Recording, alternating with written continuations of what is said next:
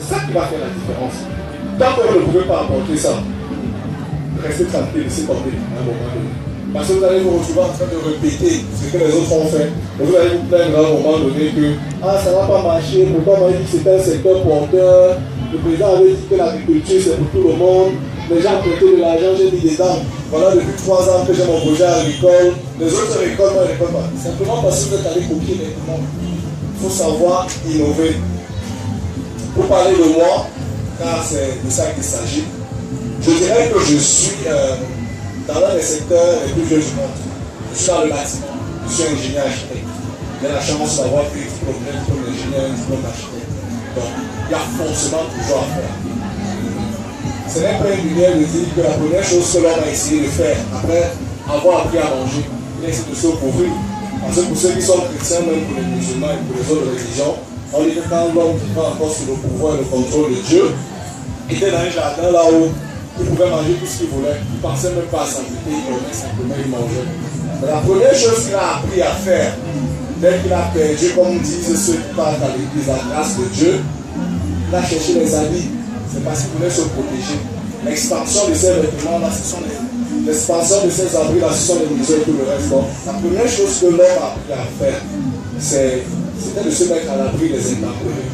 Donc, la construction. Certains vont vous parler du mythe de la caverne, de la grotte, des huttes, ainsi de suite. C'est pour dire que la première chose que l'homme a fait, c'était de ça. Et donc, le savoir-faire en architecture, en génie civil sont vieux comme le monde. Mais vu que je suis dans ce domaine, il me fallait cependant innover pour pouvoir me donner et donner une chance à mon business de réussir. C'est d'abord ce que j'ai donc décidé de faire. Alors j'ai d'abord analysé le problème de mon secteur. J'ai dit, ok, je suis jeune ingénieur architecte, je suis diplômé, je ne suis même pas sûr que je suis le meilleur dans mon secteur. Il y en a beaucoup, il y a des gars qui ont fréquenté à l'étranger. Je passe mon temps à dire que j'ai fréquenté au pays et que c'est bien. Qu'est-ce que je peux apporter de nouveau? Donc il fallait d'abord que j'essaye de faire l'analyse de mon environnement et du secteur dans lequel je voulais évoluer. J'ai étudié les carences, j'ai étudié les points forts, j'ai étudié les différents éléments sur lesquels je pouvais m'appuyer pour me développer. Ensuite, j'ai regardé ce que les autres faisaient. J'ai dit, ok, bon voilà ce que je veux faire. Qu'est-ce que les autres font déjà? Qu'est-ce qu'ils ne font pas? Qu'est-ce que je pourrais apporter de plus? Ensuite, j'ai proposé une autre manière de faire ce qu'ils font déjà. Et j'ai apporté ma touche particulière. Souvent, c'est la meilleure manière de se réinventer en regardant ce que les autres font et essayer de s'approprier ce qu'ils font. Ensuite, il était important de travailler sur ma visibilité. Ça veut dire qu'il y en a plein là qui ont des plaques chez eux, dans leur quartier, ingénieurs plein, architectes plein, super architectes, des médias à l'ingénierie, mais ils ne sont pas visibles. On les approche jamais. Donc, c'est important de travailler sur la visibilité. Alors, avec des partenaires, on a mis un site web, on a une page, une chaîne TV sur YouTube, on a une page YouTube, on a un compte Facebook, on a des adresses mail professionnelles, on intervient régulièrement dans des salons, dans des forums, dans des ateliers, histoire d'édifier les autres et en retour de se faire connaître, parce que c'est important. Je dirais juste que faire la copie banale de ce qui existe souvent, c'est la première porte de la banqueroute. Savoir suivre le mouvement et l'air de son temps, c'est important. Ça veut dire que, par exemple, tout à l'heure, j'étais sur mon téléphone, j'étais en train de causer avec un client, et on causait, imaginez-vous, sur WhatsApp, j'ai terminé les plans, je lui ai envoyé, il a commenté, il m'a envoyé, j'ai fait des corrections dessus, je lui ai renvoyé, il m'a dit la porte, tu enlèves, tu corriges, ainsi de suite. J'étais assis, j'étais sur mon téléphone, mon ordinateur était à côté. Vous allez dire ça, c'est un pays, ils vont voir ça comme la sorcellerie. Alors que ça se fait. Donc je ne peux pas me mettre là, je suis toute la journée. Par exemple, je suis à la maison, si ma mère, par exemple, parce que je suis rentré en habitation familiale, ma mère me voit, elle m'a dit, mais tu passes toute la journée sur ton téléphone, tu ne travailles pas. Regarde les autres qui travaillent, toi tu fais quoi? Mais bon sang, je suis en train de travailler sur mon téléphone. Donc il faut savoir également suivre l'air de son temps et intégrer les avancées technologiques pour pouvoir être meilleur. Et l'autre point également que j'ai pour vous, je l'ai appelé savoir être fier de ses succès. Je dis qu'il faut apprendre à un moment, à une fréquence régulière, à faire le bilan et le constat de ses actions, s'asseoir et dire que waouh, depuis que j'ai commencé fort en janvier, je suis en 15e projet et je regarde ce que j'ai fait et j'en suis fier. Parce que par moment, c'est important. Ça permet d'avoir le moral dans des périodes de vide total. Ça qui empêche qu'à un moment donné, un gars te doit 1 million comme actuellement. J'ai pris 1 million dehors. Ne m'avais pas me jeter sur une voiture parce que j'ai des factures à payer. Quand je m'assois par moment, je regarde ce que j'ai déjà fait. Et j'ai le feedback de certains clients. Je m'en sens heureux. C'est pas de l'orgueil, mais pour moi, c'est bien d'être fier de ce qu'on fait. C'est bien de s'appuyer dessus pour pouvoir se relancer.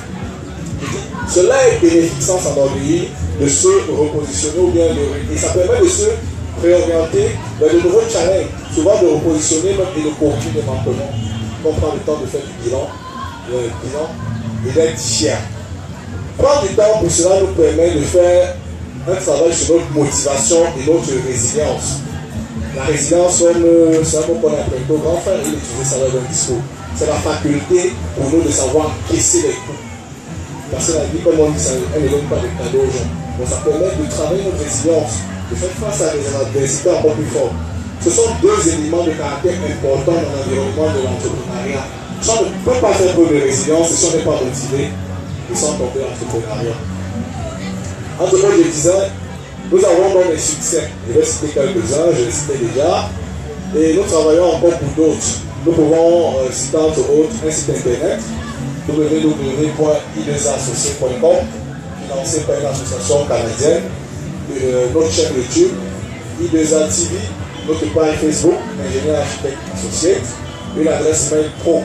Parce que quand on décide de faire du travail professionnel, il faut quand même respecter certains canons.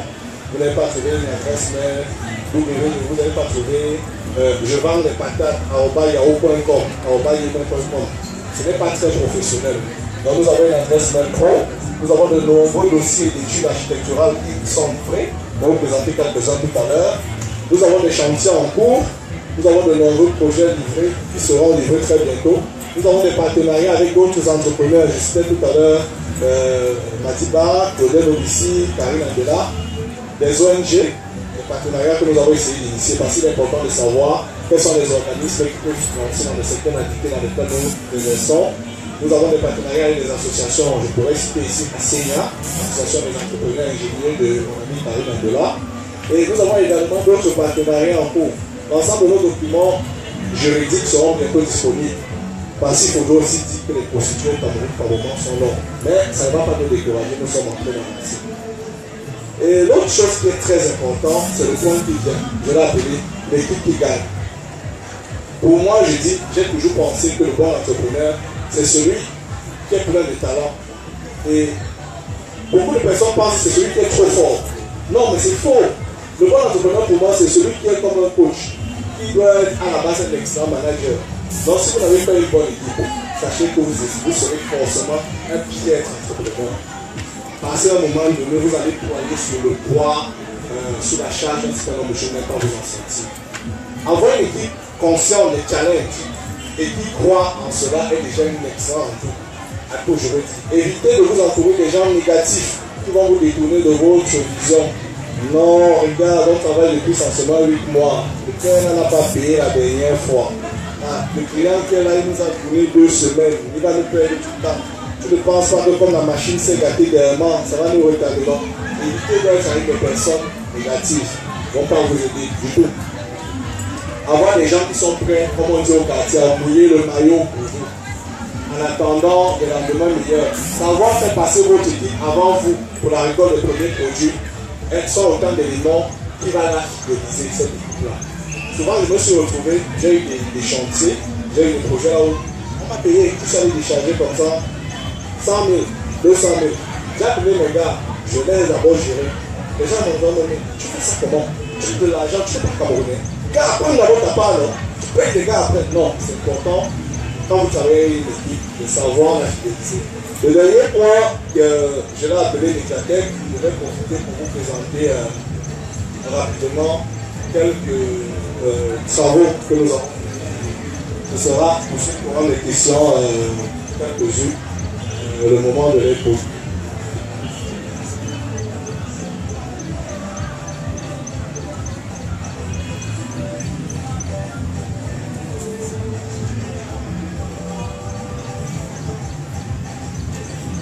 Voilà, là c'est le projet de construction que nous avons en cours du côté de Simbo. C'est un projet de construction d'une école financée par le gouvernement canadien. C'est entre le Carrefour Mundon et le Carrefour Simon. Le groupe scolaire s'appelle le groupe scolaire Marie-Claire Omba. Le rez-de-chaussée existe déjà. Nous avons déjà réalisé quelques trucs. Et ils ont voulu que le projet soit totalement autonome et écologique. Parce que j'ai vu ici qu'il y avait le thème ODD, Objectif de développement durable. Dans ce projet-là, ils ont mis un accent particulier sur le caractère autonome et le caractère non polluant du bâtiment. Donc c'est un bâtiment totalement autonome. Nous avons fait des études de projet environ 150 millions. La première phase de 17 millions, malgré que ça avait déjà été commencé, est presque vers la fin. Là, c'est un projet de construction d'un immeuble d'un ami qui vient à l'étranger. Nous avons travaillé dessus récemment. C'est du côté de Kwabon qui construit des appartements meublés pour Bengis. C'est comme ça qu'il appelle. Voilà, ça ce sont les rendus intérieurs d'un projet. Malheureusement, on ne peut pas très bien le voir. Ça c'est le projet d'un client, je vais parler le nom, c'est du côté de Soie. Ça c'est le projet de notre client, expatrié. Donc voilà quelques-unes de nos réalisations quoi, en 3D. Ah oui, ça j'aime bien. Ça c'est le tout premier projet sur lequel j'ai travaillé réellement. J'étais encore étudiant, je faisais 3e année. Par moment quand je regarde, j'en suis fier. Le client m'avait escroqué, je l'aime bien. Il m'a fait bosser comme un malade. Il me disait, je veux que tu me le livres dans 3 jours. Je lui ai dit que 3 jours ce sera trop peu. J'ai bossé, j'ai appelé des amis, on a travaillé rapidement dessus. Il m'avait dit, bon, j'ai pas d'argent, mais j'ai donné 100 000, tu sais que tu es encore étudiant, non? J'ai fait bien bosser, je lui ai livré le projet, ce que je ne m'ai jamais donné 25.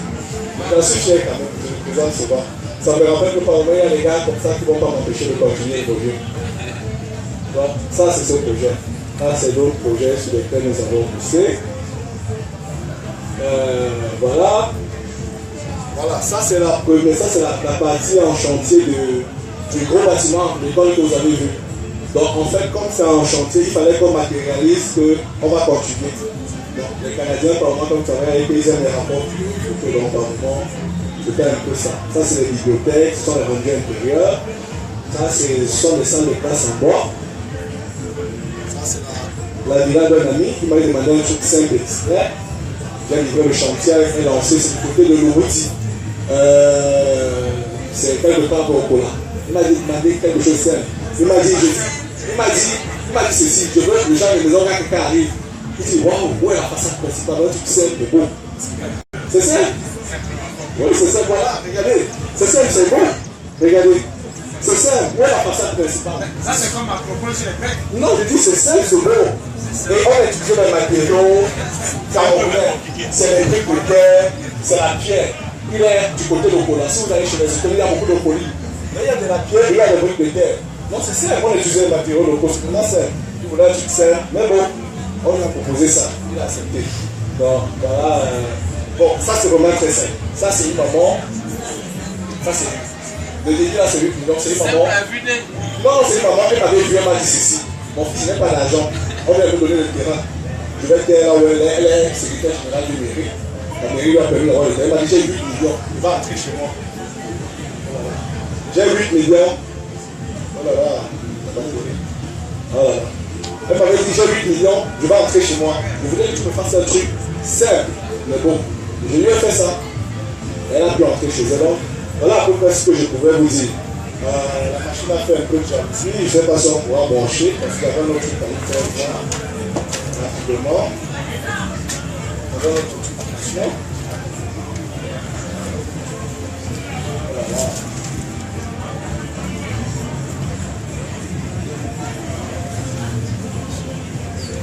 Voilà, ok, elle est revenue, c'est bon. Donc je disais, la maman en question m'avait dit que on lui a donné le terrain, elle n'avait pas d'argent, elle avait 8 millions. Et il fallait que dans ces 8 millions, elle puisse avoir la clé. Elle puisse avoir sa clé et rentrer chez elle. C'est ce que nous avons fait. C'est pour dire que par moment, quand vous êtes également entrepreneur, il faut savoir, peu importe le secteur dans lequel vous êtes, il faut savoir croiser vos compétences avec des attentes du client. Le bon ingénieur, je parle de mon domaine de architecte, n'est pas forcément celui qui fait les meilleures choses. mais c'est celui qui réussit à traduire en pensée, des pensées ou bien l'idée qu'a la personne qui a le projet. Ça veut dire que si on m'a appris à l'école qu'il pourrait faire des toitures qui décollent, mais si les gars-là veulent les gens de toiture d'avant, là, il fait son projet. Parce que toutes les maisons, là je parle là de mon domaine, toutes les constructions ont une âme, ont un esprit. Il faudrait que quelqu'un un jour, tu as fini de sortir une maison, il se réveille à nuit, il est frais dans la nuit. Il se surprend que c'est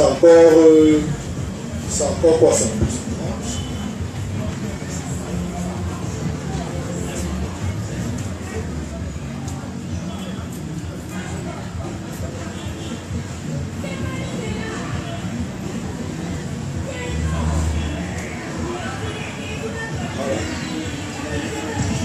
Voilà sa maison, vraiment simple. C'est 8 millions. Elle habite déjà dedans. Tranquille. On lui a fait un truc vraiment simple. On lui a fait des toitures à fond. Ce sont des tôles ondulées. Rien de compliqué. Alors voilà à peu près les derniers projets sur lesquels nous avons eu à travailler. Mais bon, ça c'est le logo de notre structure. Ingénieur architecte associé, vous allez voir un bâtiment, deux, et le A qui est construit avec la maison. Ça, c'est la village de campagne d'un de mes clients qui voulait construire dans son village, il voulait un truc saut également. Donc, on s'est entretenu à un moment donné. Ça, c'était le résultat, quoi. Donc, voilà les projets. Je vous parlais d'être fier de ces succès. Je vais vous faire voir rapidement quelque chose pour sortir de là. Je parlais de fierté tout à l'heure. Je vais sortir par là. Ok. Oui, je vais le niveau.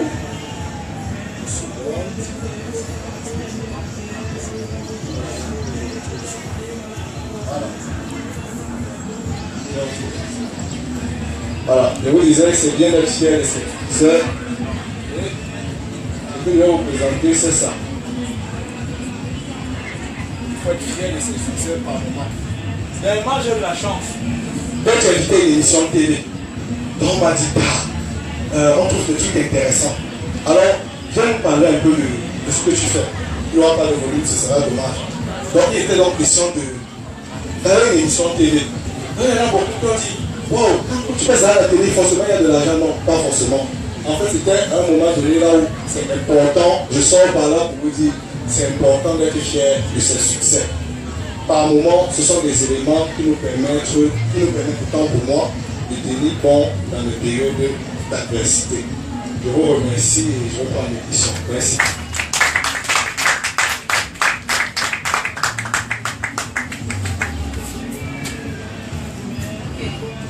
Vu le temps, on va prendre juste deux questions, s'il vous plaît. Deux questions.